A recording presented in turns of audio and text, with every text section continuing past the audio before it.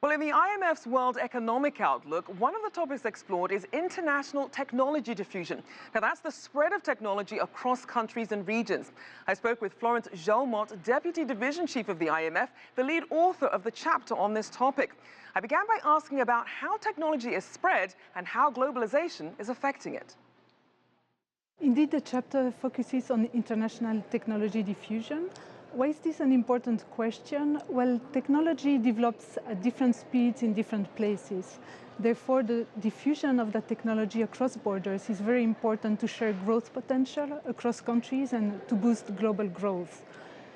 What we look at in the chapter is how this technology diffuses across countries and whether it makes other countries more innovative and more productive. Now, we can think that globalization has changed this process because globalization enhances the movement of people, capital, and information across borders.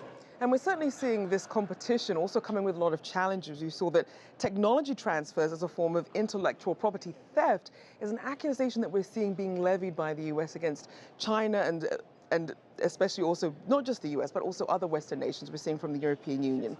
But to what degree do these countries or these regions benefit from these technology transfers?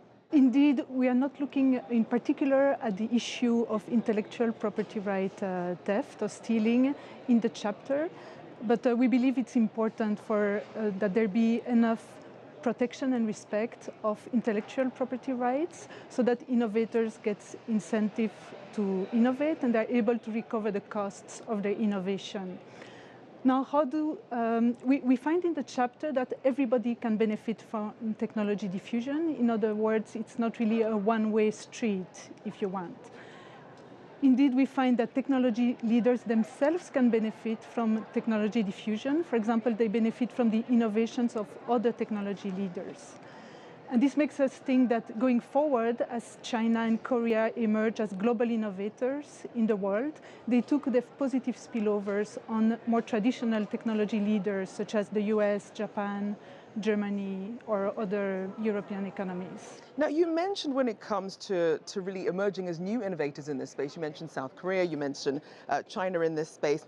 How do you see that technology spillover affecting the rest of the world as they also try and get their foot in with technology? Technology diffusion does benefit everybody. We find strong evidence that it benefited emerging market economies in general, not just China or South Korea, though South Korea is no longer considered an emerging market economy.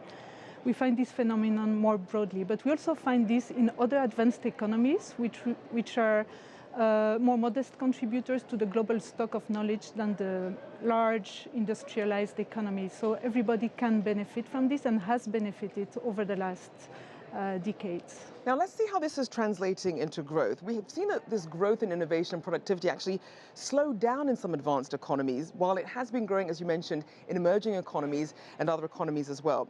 What are the factors that are behind that? And do you see that being a new trend, perhaps? Indeed, there is a slowdown of innovation and productivity growth, especially in advanced economies, but also to a lesser extent in emerging market economies. In terms of the evolution at the technology frontier, we think that this might be a temporary slowdown in patenting, which results from a transition between two important innovation waves. You had the innovation wave of the mid-90s, which was the information and communications technology revolution. And now we are on to a new wave of innovation centered around artificial intelligence, automation, etc.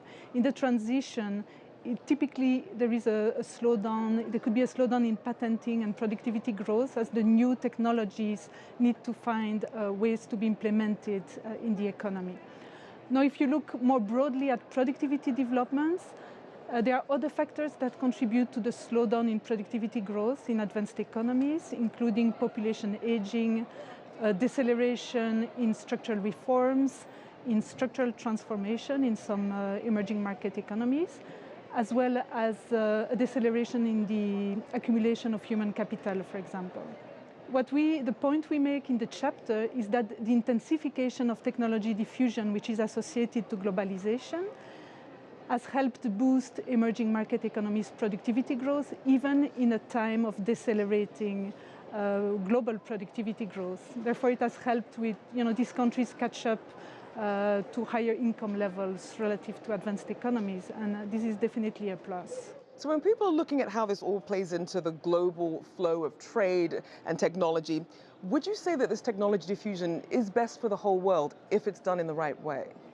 Definitely, this is one of the main takeaways from the chapter. What would you say is the biggest takeaway from this? The chapter highlights that a key benefit from globalization, which has been the intensification of technology diffusion across the world. And this is very important to help share growth potential across countries and boost global productivity growth, especially in a time where there is a deceleration, which we think is temporary, but a deceleration at the frontier.